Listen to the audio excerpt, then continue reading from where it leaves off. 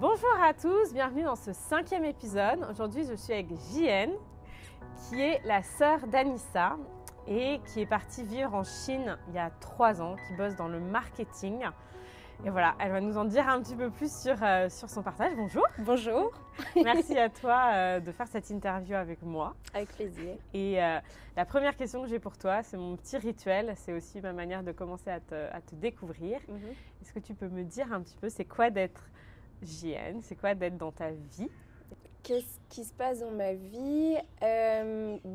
Beaucoup de projets, aussi beaucoup de questions. Voilà, j'ai fait quelque chose d'un peu fou dans ma vie. Je suis partie en Chine alors que tout le monde me le déconseillait. Partir complètement à l'aventure. Je ne pensais pas que j'allais rester si longtemps. Et donc maintenant, j'ai beaucoup d'ambition, beaucoup de projets, beaucoup de choses qui se passent dans ma tête. Ta vie là-bas, ça ressemble à quoi? T'habites à Shanghai, c'est ça? Oui, j'habite à Shanghai. Mon quotidien aujourd'hui, c'est du travail, beaucoup de travail déjà. Je travaille dans une société d'importation et de distribution de produits belges principalement, donc bière et chocolat belge qu'on apporte en Chine et puis qu'on vend à travers toute la Chine.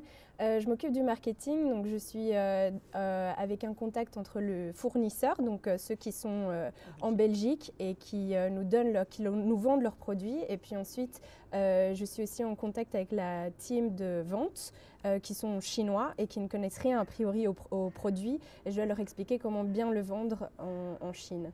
Donc voilà, il y a une partie travail, puis il y a aussi partie quand même amusement. Je joue au hockey, ici en Belgique je jouais, et donc j'ai réussi à trouver un club là-bas avec des expatriés, donc je joue au hockey 2 fois par semaine. Je suis aussi dans une association maintenant, j'ai commencé il n'y a pas très longtemps, une association qui s'appelle la GEF, Jeunes Entrepreneurs Francophones, et en fait ils aident vraiment leur but en fait c'est vraiment de construire un networking en Chine, à Shanghai, parce que la GEF c'est à Shanghai, pour les francophones qui viennent d'arriver et puis qui se posent plein de questions, comment trouver un travail, etc.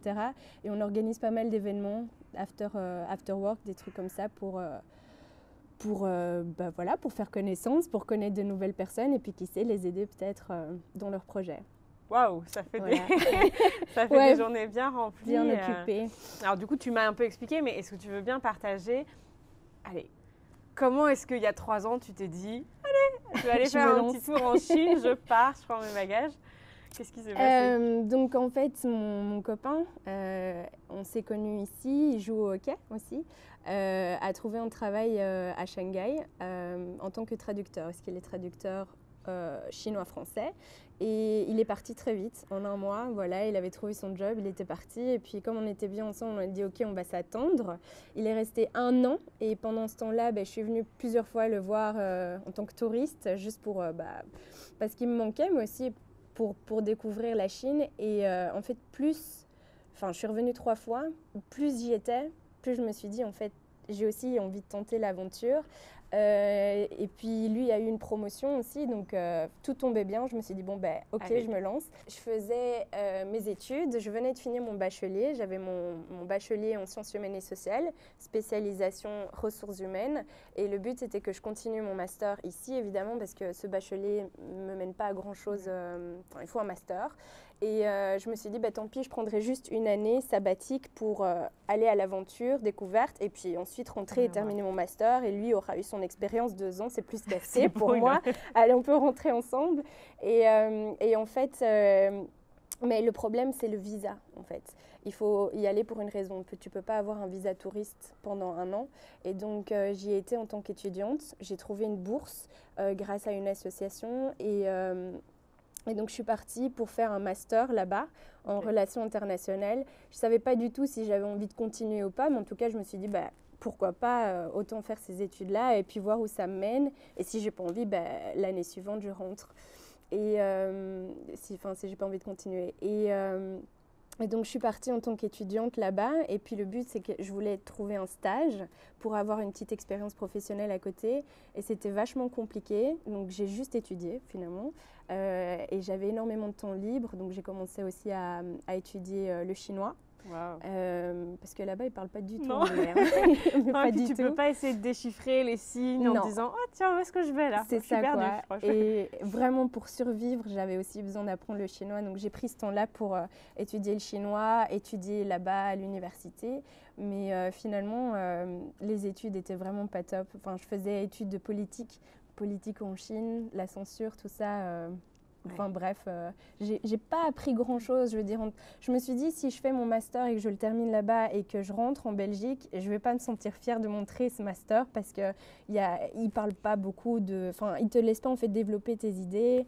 Quand tu dois écrire des thèses, tu dois dire que du bien sur la Chine. Oui, ça Donc finalement, tu peux pas du tout... c'est pas du tout objectif, quoi. Ouais, voilà, tu peux pas développer tes arguments, etc. Donc ça m'a vraiment frustrée. C'était très enrichissant. J'avais beaucoup... En fait, j'étais la seule européenne dans ma classe déjà. Donc rien que ça, il y avait des Ouzbeks, des Turkikistes. Non, cela tu peux l'enlever. Des gens du Turkikistan, Okay. Des Russes, des Thaïlandais, des Cambodgiens. Enfin, Wow. vraiment, c'était très, très divers. Et donc, en fait, c'était très intéressant d'avoir des discussions avec eux après, évidemment, parce qu'ils viennent tous de pays différents, parfois pas du tout démocratiques.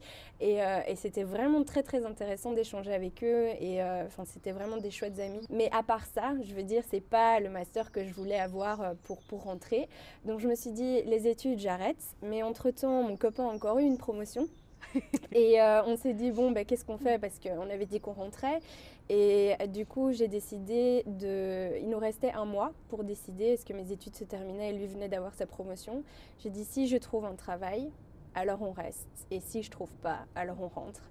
Et j'ai trouvé très facilement, mais il m'a fait rentrer dans sa boîte. Mais dans le domaine des RH, donc j'étais contente. J'étais recruteur là-bas. Je devais trouver des traducteurs de toutes les langues pour des projets. On avait des grands clients comme Lenovo, Huawei, les téléphones, ça se vend ici aussi, je pense maintenant. Alibaba et tout ça. Et donc, on avait plein de projets dans plein de langues. Et mon travail, c'était de recruter des traducteurs du monde entier, des indépendants. C'était très, très intéressant. C'était une société chinoise, mais il y avait quand même beaucoup d'étrangers, d'Américains principalement. Donc, c'était vraiment très enrichissant comme expérience. Mais c'était mal payé. Et donc voilà, le point négatif, c'est que c'était mal payé et que je travaillais énormément. La vie est chère, comme ce que tu me disais. La vie est chère là-bas. Hein. Ouais, c'est vrai. Donc la vie, c'est plus ou moins comme ici. C'est la même chose. À Shanghai, on peut vivre comme un Chinois si on veut. Et là, ça coûte moins cher. Mais alors, bon, tu sors pas. Et puis, bref. Et puis, le salaire était assez bas. Et je travaillais énormément. Je travaillais parfois jusqu'à 10h du soir, minuit, parce qu'il fallait trouver absolument le traducteur. Et bon, bref. Donc j'ai fait ça 1 an et en plus de ça j'étudiais parce que je voulais pas abandonner mon master, donc j'ai trouvé un master en ligne avec l'université de Louvain-la-Neuve ici en Belgique, et donc en fait tout se faisait en ligne. Wow. Je passais mes examens par Skype, c'était vraiment intéressant, en politique aussi. Voilà, donc j'ai continué dans ce domaine-là et donc voilà, j'étudiais, je bossais, pas beaucoup de vie sociale, et donc après l'année, quand l'année s'est finie, j'ai dit bon on rentre. Je veux dire, c'est bien, moi j'ai beaucoup aimé, j'ai rien regretté, mais c'était compliqué et c'était fatigant. Et puis finalement, pourquoi est-ce que je suis restée? Parce que j'ai trouvé un autre travail. En fait, c'est surtout aussi parce que j'avais... T'aimes bien aussi là-bas. Ouais, voilà, c'est ça en fait.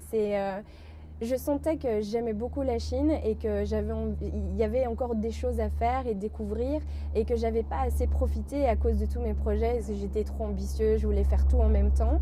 Et je me suis dit, si... je pense que ça va parler à plein de gens, le fait de faire plein de trucs en même temps et tout. Et donc, je me suis dit, si je rentre maintenant, c'est pas que je vais rentrer avec un sentiment d'échec, mais que j'ai pas vraiment réussi à faire ce que je voulais, c'est-à-dire vraiment profiter de la vie là-bas. Et donc, j'ai trouvé un travail que j'ai commencé depuis maintenant 4 à 5 mois. Et le salaire est meilleur, et surtout, je travaille 100% qu'avec des Chinois. Et ça, c'est vraiment un grand challenge, mais c'est super intéressant. J'ai fini mes études, donc j'ai plus que le boulot, entre guillemets, et puis ce que j'ai expliqué avec l'association, etc. Mais en fait, voilà, c'est ça. C'est quoi de bosser avec des Chinois, du coup? Là, tu disais que c'était... C'est très compliqué aussi. C'est très intéressant, mais en fait, ils sont tellement différents dans leur manière de travailler, dans leur manière de penser. Quelque chose que moi, je pense logique, ne le sont pas du tout pour eux. Ouais. Ils vont jamais te dire non, je peux pas t'aider. Ils vont dire ouais, pas de souci. Ils me donnent 1 ou 2 consignes, mais qui m'aident pas du tout, ou à moitié. Et ils me disent, si tu as des questions, demande à un tel, quelqu'un d'autre. C'est un peu comme moi, en fait. Et du coup, là, tout ce parcours, qu'est-ce que ça t'a appris sur toi? Parce que tu disais tout à l'heure, quand on a commencé à discuter sur le fait de partir tout d'un coup en Chine, on peut se poser un peu la question de qu'est-ce qui t'a pris? Qu'est-ce que le fait de prendre cette décision-là, un peu, j'ai envie de dire, hors du sentier tout tracé, qu'est-ce que ça t'a appris sur toi? Est-ce que ça peut te permettre de partager aussi des choses avec les gens qui se retrouvaient dans la même situation, à devoir faire des choix qui ne paraissent pas évidents, quoi? Ça m'a appris que quand on veut quelque chose, on peut le faire. Si on le veut vraiment, bien sûr, il ne faut pas le faire n'importe comment et se lancer comme ça à l'aventure sans avoir de plan. Je pense qu'il faut un minimum préparer, avoir un plan A, un plan B, un plan C. J'en avais plein de plans pour être sûr, mais il faut se lancer. Même si des personnes, ma famille par exemple, était contre mon projet, clairement. Ils voulaient que je reste ici, que je termine mon master, que je fasse comme tout le monde. C'est-à-dire, on fait ses études, ensuite on trouve un travail, et puis ensuite, si tu as de l'argent, tu voyages. Mais pourquoi partir maintenant alors que tu n'as pas encore fini tes études? Les études, pour eux, c'était la sécurité, vraiment. Et en fait, finalement, on arrive quand même à se trouver un chemin, à trouver sa place et puis à s'en sortir malgré tout, même si on n'a pas un projet qui est typique comme les autres. Voilà, moi j'ai beaucoup travaillé pour mon projet parce que je voulais pas que mes parents payent du coup, puisqu'ils étaient contre a priori. Je voulais leur prouver que c'était mon projet et que je pouvais le faire. Et donc quand j'ai décidé de partir, donc vers mai-juin, j'avais eu l'accord de la bourse, donc je savais que je pouvais partir en Chine et c'était en pleine période d'examen. Et il me fallait de l'argent, donc j'ai travaillé en job étudiant en même temps que faire mes examens, enfin pendant le blocus et puis pendant l'examen. Et je prenais juste congé pour le jour de l'examen et puis le reste, je travaillais de 9h à 18h et puis je me levais tôt le matin, 5h, 6h, j'ai étudié avant d'aller au travail et puis après, dès que je rentrais, j'étudiais de 18h à minuit. Ça paraissait impossible, mais en même temps, j'avais pas le droit à l'échec parce que si je ratais mes examens, je pouvais pas partir pour un master. Donc... Et en fait, même si ça paraissait compliqué ou vraiment dur, quand tu veux vraiment, finalement, j'ai bien réussi et même plus que ça, j'ai eu une distinction. Wow. Donc en fait, il faut pas se mettre de barrière, il faut justement pousser ses limites quand on veut vraiment et puis atteindre ses objectifs, voilà. Wow. Donc ouais, c'est ça, ce que j'ai appris vraiment, c'est à pousser mes limites et à voir tout ce que j'étais capable de faire, que j'aurais peut-être jamais découvert si j'étais pas partie. Apprendre le chinois. Apprendre le chinois, effectivement. Wow. Tout à fait, ouais.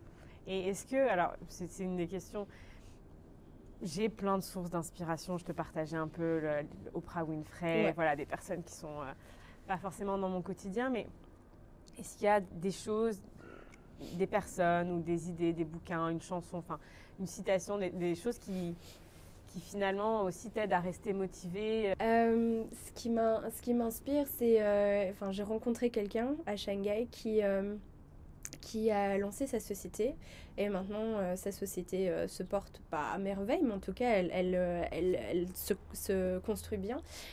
Et en fait, c'est pareil, donc c'est une personne qui, a priori, n'avait pas pensé à venir en Chine. Et puis, par des connaissances et des parcours dans sa vie, a fait qu'il est arrivé là.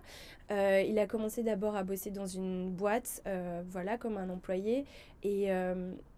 Mais petit à petit, une idée de projet prenait forme à côté. C'est une société de marketing qui fait de la pub pour des produits étrangers qui sont aussi importés en Chine.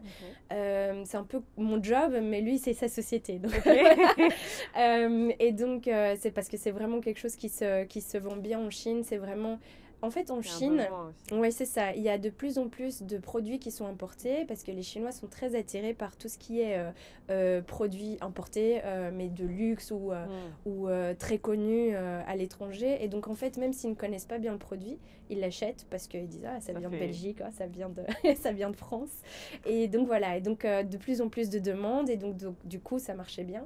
Et il a vraiment galéré au début parce que, en fait, on ne se rend pas compte des difficultés, bon, j'imagine partout, mais en Chine, c'est des petites bêtises. Le nom de ta société doit être en chinois et en anglais. Tu dois trouver un nom qui soit, enfin, une traduction de ton nom de société, mais qui soit accepté par le gouvernement.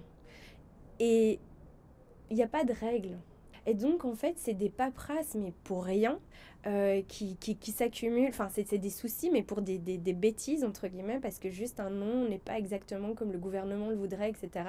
Et donc, tu peux perdre presque un an. Rien que pour ça. Enfin, pas que pour le nom, mais pour les paperasses, pour installer ton entreprise, mais pour des choses, tu n'as pas les cartes en main. Dessus, voilà, c'est ça. Tu dois te faire aider par des Chinois, etc. Et je pense que cette personne aurait pu abandonner 100 fois. Tellement c'est compliqué, mais t'as même plus envie parce qu'en fait on t'explique pas vraiment comment bien le faire ou c'est vraiment pour des raisons stupides et il l'a quand même fait et maintenant mais le gars aussi il a que 30 ans. Je trouve que c'est très jeune pour avoir lancé sa boîte qui marche bien depuis 3 ans maintenant en Chine. Et franchement, c'est un projet qui m'inspirait beaucoup parce que je me suis dit au final, c'est vrai, cette personne, ben voilà, elle était motivée, elle a fait ce qu'elle pouvait et elle l'a voulu malgré tous les obstacles, etc. Et je pense que tout le monde peut le faire. Et ça m'a donné aussi des idées. Peut-être, qui sait. J'aimerais aussi maintenant, de plus en plus, j'y pense, peut-être lancer une entreprise, justement depuis que je suis avec cette association-là de jeunes entrepreneurs belges, francophones, pardon. En fait, je me rends compte que si on veut, on peut, et pourquoi pas moi. Wow, voilà. J'adore. Je sais pas, on verra. Non, c'est vraiment une nouvelle idée. Tu as ouvert sur la dernière question que je voulais te poser, donc du coup, ça se clôture tout seul. Ouais. Merci beaucoup. Ah, ben de rien. C'est top parce que tout ce que tu viens de dire, ça me parle énormément sur tous les petits détails qui peuvent faire que tu peux arrêter. Et c'est un des trucs que je vis vraiment avec la technologie, tout ce qui nous filme là. Il y a tellement de raisons, tout le temps, que ce soit pour moi, que ce soit pour toi, que ce soit pour lui ou pour n'importe qui, il y a tellement de raisons finalement d'arrêter parce que il y a toujours un truc là, avec les appareils photo, les micros.